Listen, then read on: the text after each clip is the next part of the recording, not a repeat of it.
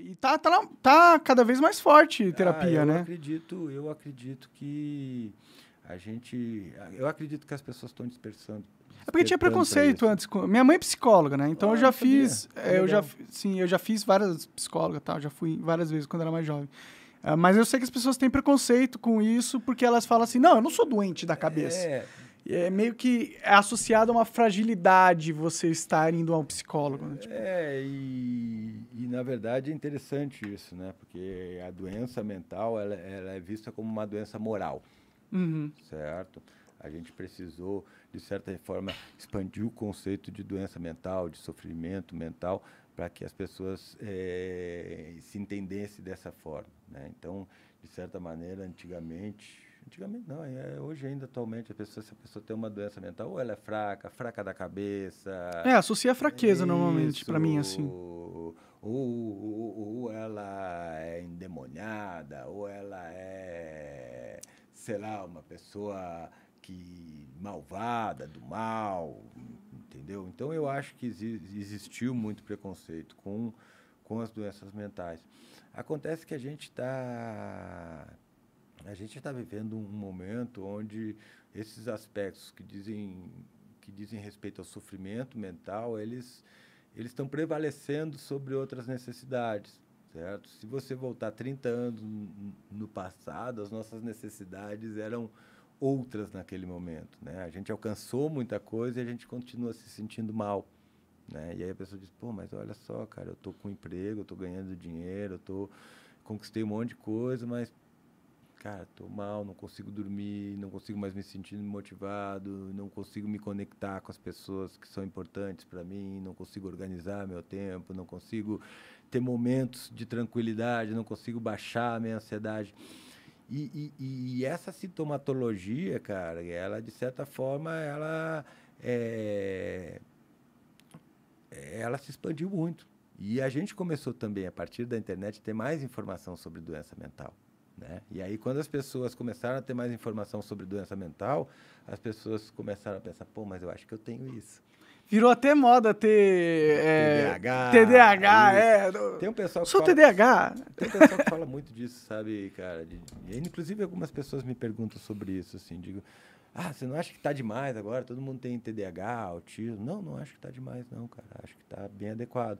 Mas tem pessoas que de repente estão se autodiagnosticando. Olha, se tem, é um problema, porque para fazer um diagnóstico é difícil. Você precisa de um profissional, às vezes demais de um profissional para ter um diagnóstico. Um diagnóstico é uma investigação que envolve tempo, técnicas e uma diversidade de informação, né? Nem sempre é fácil, né? Alguns diagnósticos duram anos, algumas pessoas vão ficar a vida toda para receber um diagnóstico, certo? Porque diagnóstico em doença mental é um negócio complicado. Mas o sofrimento mental, ele é uma coisa que, de certa forma, ele ocorre de maneira mais generalizada, né? Determinadas situações são mais complexas e mais difíceis para a gente. A gente está começando a descobrir que a gente pode ter um benefício em uma série de intervenções terapêuticas, como a farmacoterapia, a psicoterapia, para lidar com essas questões, que nem sempre a gente está preparado para lidar efetivamente com o contexto onde a gente está inserido, que é um contexto que mudou muito. Você imagina, cara, você imagina, Monark, aliás, em que momento da minha vida, aos 15 anos, lá em 1986, eu ia pensar que um vídeo, eu ia pensar que eu ia conseguir fazer o vídeo, certo? Mas que o vídeo meu ia ter, sei lá, 200 mil pessoas vendo. Eu não consigo nem calcular esse número na cabeça, sabe, cara? Sim, é bizarro, então, né? É uma realidade... Lota 4 Maracanã, né? Cara, é uma realidade bizarra para mim. Sim. Certo? Então, e isso sem sair de casa. Sim. Né? Então, assim, você imagina que essas coisas... É uma conexão de alto nível, né?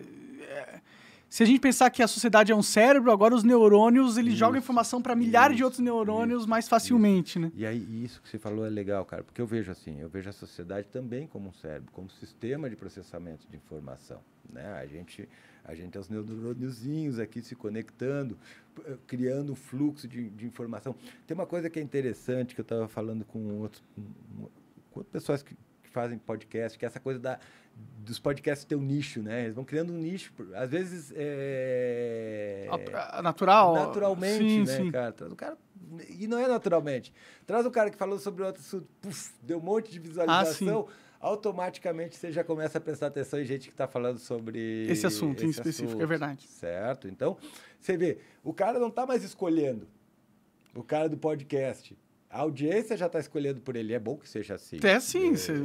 Você faz as coisas para a audiência, você não faz para você mesmo só apenas. Você nunca faz as coisas só para você mesmo. Sim. Você nunca, a gente está sempre conectado. É esse sentimento de comunidade, é esse sentimento de conexão que a gente tem que entender. O fato de a gente estar conectado não quer dizer que a gente possa, em alguns aspectos, estar se opondo. A gente pode se conectar e se opor. Aliás, se opor é importante para o processamento de informação. No cérebro isso ocorre. Quando alguns neurônios se ativam, ele inibe a atividade dos outros. Certo? Sim. E isso é importante para a gente organizar as informações. Então, a gente tem que entender que a gente tem um sistema que está se conectando mais. E esse sistema ainda está aprendendo a se organizar. Ainda está aprendendo como é que ocorre esse fluxo. Sim. A internet está na era medieval, a gente gosta de falar. A internet está se auto-organizando. A gente está com uma sociedade medieval. Estamos na época da caça às bruxas agora. Eu diria que a gente está numa época onde a gente tem uma disponibilidade muito grande de informação, que a gente não tem mais referências de verdade em relação a essas informações. Tem referências, pô. Eu e você, sim. Sim. Eu e você, sim, mas a maioria das pessoas... A referência é a Anitta, né? A referência é outras, né? Então, eu acho que a gente está num momento onde essas questões vão surgir. E tem vários sintomas disso. Agências de checagem são sintomas disso, certo? Então, a informação, ela não pode... A informação, seja no sistema nervoso central, seja na sociedade, ela sempre vai estar submetida a um sistema de controle.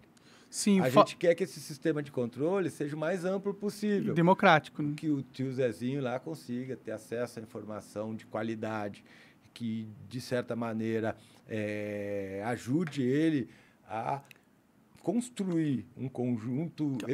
Eu vou querer uma água, estou com a boca seca. Um conjunto epistemológico, velho, que melhore as operações que ele tem no ambiente dele.